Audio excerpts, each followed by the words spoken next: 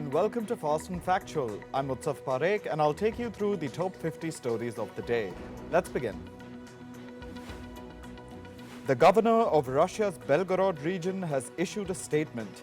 He said that Ukrainian forces have shelled the border town of Shebekino using Soviet-era Grad rocket systems. One residential building has been set on fire. The governor said 8 people have been injured and local residents are being evacuated. The head of Russia's Wagner mercenary group says he will pull all his soldiers out of the city of Bakhmut by the 5th of June. Wagner troops will leave Bakhmut after handing the city to the Russian army. The city of Bakhmut in Ukraine has witnessed a long and bloody battle. Wagner's head added that his troops want to rest for about a month. Ukraine's President Volodymyr Zelensky is on a visit to the neighboring country of Moldova. While there, he reiterated that Ukraine is ready to be part of NATO. He said that Kyiv has been waiting for the bloc to be ready to admit his country. The European Union's 27 member states and other European countries are meeting for a summit in Moldova. Parts of a Russian missile fell next to a car on a busy road in Ukraine's capital, Kyiv. The missile was launched as a part of Russia's 16th attack on Kyiv in May. A dashcam recorded the entire incident. Russia has increased the frequency of air attacks on Ukraine. This comes at a time when Ukraine is preparing to launch a counter-offensive. US President Joe Biden has approved a new military aid package for Ukraine. It's worth $300 million. This includes additional drones and other weapons. The Biden administration also said it has given a warning to Ukraine. It says that US-made weapons should not be used to carry out attacks inside Russian territory. In response, the United States is going to continue to support Ukraine.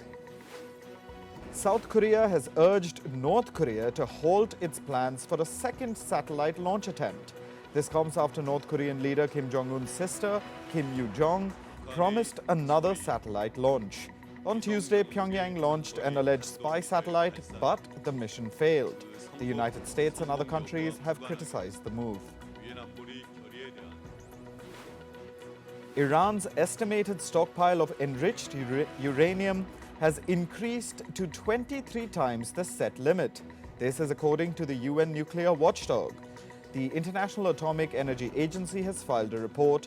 The report is confidential, but it was accessed by media outlets. It reportedly mentions that Iran's total enriched uranium stockpile is estimated to be over 4,000 kilograms as of May 13th. The limit set in 2015 was about 200 kgs. Uganda's President Yoweri Museveni has defended the country's anti-LGBTQ+ law. He said that the law was needed to prevent LGBTQ+ community members from, quote-unquote, recruiting others. The draconian anti-LGBT law includes severe punishments like the death penalty. A number of countries, including the US, have criticized the law. The Biden administration has threatened to impose sanctions. Some concerning news is coming from Sudan's capital, Khartoum. At least 60 infants, toddlers, and older children have died over the past 6 weeks in an orphanage. At least 26 children died over the weekend. Most of the children died due to a lack of food and from fever. A volunteer at the orphanage has called the situation catastrophic. This comes as fighting between warring factions has led to a complete upheaval in Sudan. Meanwhile, the Sudanese armed forces have suspended ceasefire talks with the Rapid Support Forces paramilitary group. This comes despite the two sides earlier agreeing to extend the truce deal for 5 days. Clashes between the two sides continue in the Khartoum, North Kordofan, and Darfur regions. India's External Affairs Minister S. Jaishankar is set to pay an official visit to South Africa and Namibia. Jaishankar will head to South Africa today to participate in the BRICS Foreign Ministers meeting in Cape Town. He will also hold a bilateral meeting with his South African counterpart, Naledi Pandor. After that, Jaishankar will head to Namibia. There, he will co-chair the inaugural session of a joint commission meeting. India and China held in-person talks on border issues in New Delhi on Wednesday. The two sides discussed proposals for disengagement in the remaining friction points in a quote-unquote frank and open manner. India's Ministry of External Affairs has said that the restoration of peace and tranquility will create conditions for the normalizing of bilateral ties. Another round of talks have been scheduled for later. Nepal's Prime Minister Pushpa Kamal Dahal or Prachanda held talks with Indian Prime Minister Narendra Modi in New Delhi. The two leaders focused on resolving border issues. The bilateral talks also focused on energy, connectivity and trade. Prachanda also extended an invitation to the Indian Prime Minister to visit Nepal. Prachanda is in India for a 4-day official trip. Authorities in the Canadian province of Nova Scotia are appealing for additional help to contain wildfires. They're asking Canada's central government for additional firefighters. Meanwhile, 14 fires continue to burn through Nova Scotia. At least 16,000 people have been forced to leave their homes. Residents in the US state of Massachusetts saw the effects of Canada's Nova Scotia fires. Smoke from the wildfires created an uneasy haze for the Americans. The Nova Scotia fires are expected to cause poor air quality across hundreds of kilometers of America's east coast. Typhoon Mawar is moving towards Taiwan and Japan. Earlier in May, the storm had wrecked the US territory of Guam in the Pacific Ocean. Despite losing some ferocity, it lashed Taiwan's eastern coast with gushing winds and rough seas. The typhoon is now slowly moving towards southern Japan. It's expected to make landfall by Friday. A coalition of NGOs demanded French oil giant Total Energies suspend their hydrocarbon projects worldwide. The demands come after a French court ordered the company to comply with the standards outlined in the 2015 Paris Climate Agreement. Activists protested outside the city halls in Paris and New York against the practices of the oil company. Climate activists stepped up protests against US Democratic Party lawmakers Chuck Schumer and Joe Manchin. They've been instrumental in the setting up of the Mountain Valley Pipeline. The project will spread across the states of Virginia and West Virginia in the US. Demonstrators alleged that the politicians had taken donations from oil companies to back the project. The pipeline project is worth over $6 billion. It passes across 1,000 lakes and wetlands. Emissions related to the project will be equal to at least 26 coal plants. Chile's state-owned Codelco Copper Company has been forced to shut down its smelter in the Venantas region after 6 decades of operation. This comes after hundreds of people residing near the smelter suffered sulfur dioxide poisoning. Smelting operations have had a grim impact on the region's environment. It has been dubbed Chile's Chernobyl. The Codelco Copper Company is the world's top producer of the metal. Beekeepers in the UAE have genetically modified queen bees.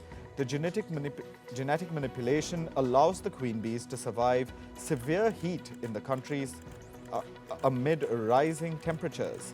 The beekeepers will also place bee colonies under large canopies to protect them from the heat. Climate change and high temperatures have caused a dramatic fall in bee numbers around the world. Credit ratings agency Moody's has said that the UK may go through a mild recession this year. The agency expects the economy to shrink by 0.1% in 2023. However, an earlier projection by the Bank of England said that the UK will likely dodge a recession. Last month, the IMF also erased its forecast of a recession in Britain. Food and beverage giant Nestlé has appointed Anna Mans as its new chief financial officer. She will replace Francois-Xavier Roger. Mans will also join Nestlé's board as an executive vice president. She currently serves as the finance chief of the London Stock Exchange Group. American job posting site ZipRecruiter is eliminating about 20% of its workforce. The job cuts will impact about 270 employees. Most of these cuts will be through its sales and customer support divisions. The company's chief executive officer, Ian Siegel, will also take a 30% cut on his base pay. Healthcare company Abbott Laboratories has sued one of its former scientists. The firm has sued Roger Tyre for stealing sensitive documents. These contained confidential drug formulations. Abbott argues that if the documents are leaked, it could hurt the company's competitive advantage in the nutrition market. Elon Musk has become the world's richest person yet again. The Tesla CEO surpassed luxury tycoon Bernard Arnault to reclaim the position. Arnault is the chief executive officer of the French fashion house Louis Vuitton. This week, Arnault's wealth reportedly slid after a drop in Louis Vuitton's stock price. Reports say that Musk and Arnault have been neck to neck for the top spot this year. According to reports, 150 to 200 Credit Suisse employees are resigning daily. The bankers are worried about their future and are seeking safer employment at competitors. This is after UBS took over Credit Suisse earlier this year in a merger arranged by the Swiss government.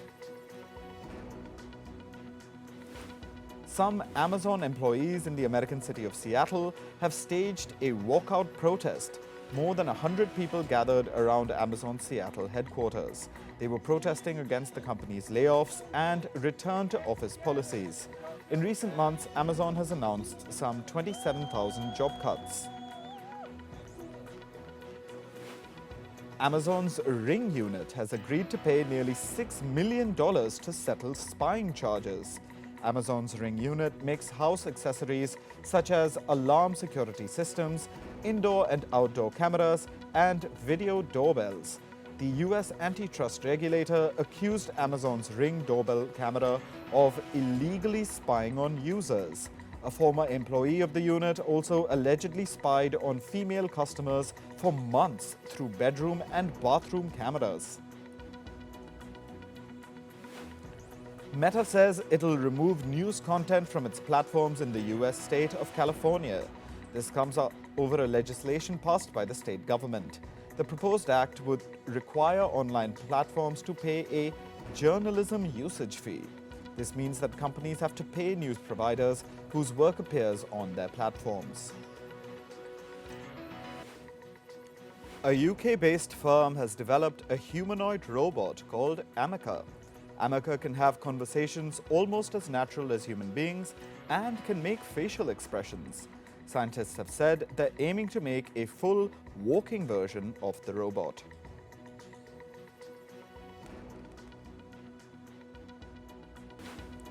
Moving to sports now, in cricket, Sri Lanka will host Afghanistan for a one-day international match on Friday. This will be the first game in a three-match series. Both teams have announced 16-member squads. The series will prepare both teams for the upcoming World Cup qualifiers, which begin on the 19th of June. In football, Sevilla beat AS Roma 4-1 on penalties to clinch their 7th Europa League title. The match was a heated affair and the referee had to dish out 14 yellow cards. The game went to penalties after a 1-1 draw. Sevilla punished Roma in the penalty shootout, with Gonzalo Montiel firing home the winning spot kick. Sevilla keeper Yassine Bounou was the hero of the match. He made 2 spectacular saves in the shootout. This was the first time that Roma manager Jose Mourinho suffered a loss at a European Cup final. Meanwhile, Sevilla and Roma fans also battled it out in the stadium premises. At least 9 football fans were arrested by the Hungarian police after fighting broke out. Roma supporters flung chairs, bottles and flares at Sevilla fans. Several people were injured in the clashes. The Hungarian police have opened a criminal investigation into the assault.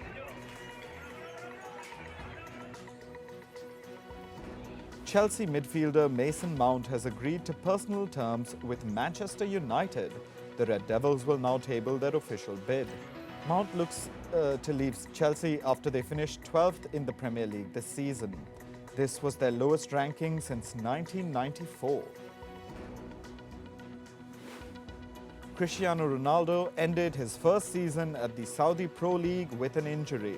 The star forward was absent from Al Nassr's final match. In Ronaldo's absence, his team beat Al Fateh 3-0, ending the season on a high note. Meanwhile, Ronaldo failed to win any titles this season. His team finished second in the Saudi League, 5 points behind winners Al Ittihad. In tennis, Novak Djokovic reached the third round at the French Open. Djokovic beat his Hungarian opponent 7-6, 6-0, 6-3.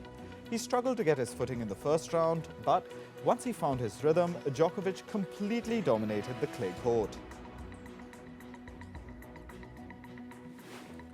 Top-seeded Carlos Alcaraz cruised into the third round at the French Open as well. The Spaniard beat Japan's Taro Daniel comfortably with a 6-1, 6-1, 6-2 win. Alcaraz looks determined to defend his Roland Garros title. The Indian duo of Yuki Bhambre and Saket Mainekni roared into the second round at Roland Garros. They dominated their French opponents 6-3, 6-2, winning the match in just 64 minutes. They'll now play the third round in the men's doubles on Friday. In badminton, India's Kiran George is on a roll at the Thailand Open. He defeated another high-ranked player to advance to the quarterfinals. 59th ranked George beat world number 26 Yang Weng 21-11, 21-19 in straight sets. On Wednesday, he had defeated world number 9 Shi Yuki in straight sets as well. A Cuban team of all-female umpires will call the shots at the country's National Baseball Championships. The women umpires are breaking all barriers in a sport which has been dominated by men. This comes after Cuba allowed women to participate as umpires across all sports. The barrier was first broken in December 2022 when women referees judged Cuba's national boxing games.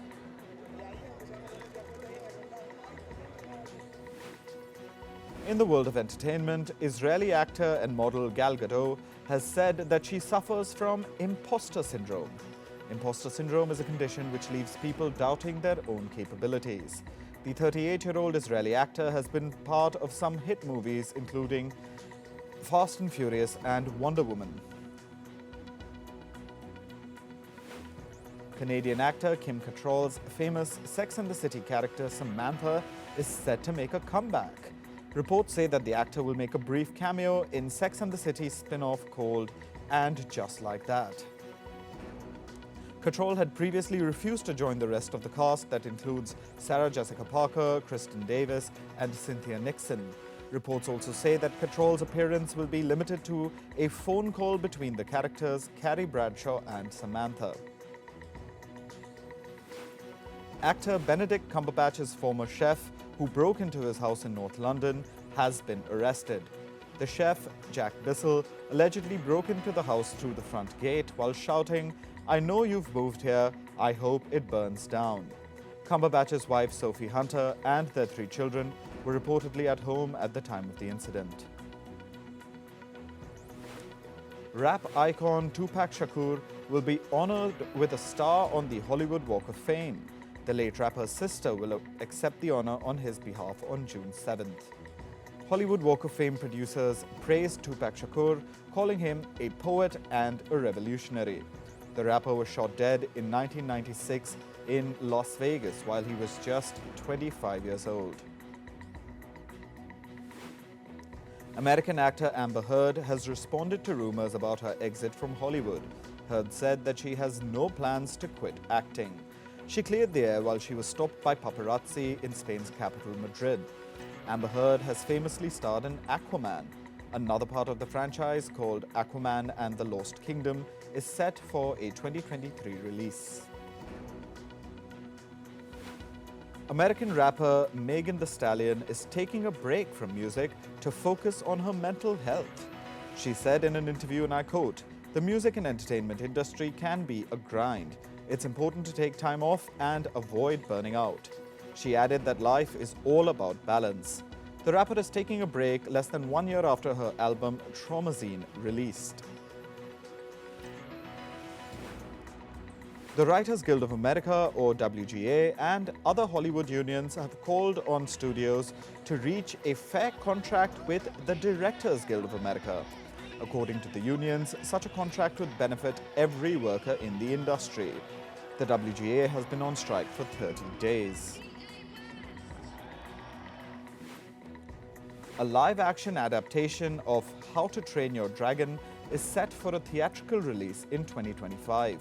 Filming is set to begin in Los Angeles this year. The cast includes 15-year-old Mason Thames and 18-year-old Nico Parker. Thames is known for his role in the 2022 horror film The Black Phone. Parker has previously starred in the 2019 film Dumbo. American authorities have decided not to go forward with charges against actor Armie Hammer due to a lack of evidence. Hammer was accused of sexual assault and emotional abuse by his former girlfriend in 2021. In January 2021, several women accused Hammer of misconduct. Hammer is famous for playing the character Oliver in hit drama movie Call Me By Your Name. Mexican actor Sergio Calderon has died at the age of 77. He was best known for his roles in films The In-Laws, Men in Black, and Pirates of the Caribbean 3 at World's End. Calderon's family said that the actor died in a Los Angeles hospital due to natural causes.